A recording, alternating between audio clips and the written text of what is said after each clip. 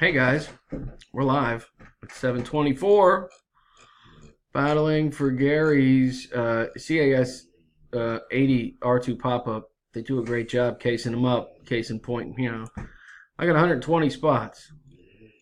And I'm going to copy and take over to random once I get them all to find our winner. Paste them in there, 1 through 20, all in a nice, neat row, which is great. I'm going to roll the dice. Got to get a 5 or better. We got a 3, which means I'm rolling them again. We got an 8 this time. We're magic. We're good to go. Good luck, everybody. Nice looking figure. Increasing in value. Matt Johnson takes round 1. Jimmy 2. Christian 3. Sorrentino takes 4. Bill Patton in the top spot for round 5 with number 32.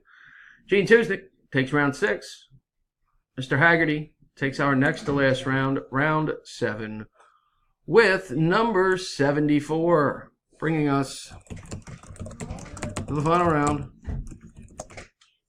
Good luck, folks. Here we go. Our winner is Mark Dumelo in at number 17. Congratulations, Mark. Here's our verification code at the bottom of this big old list. CERMHX, CERMHEX.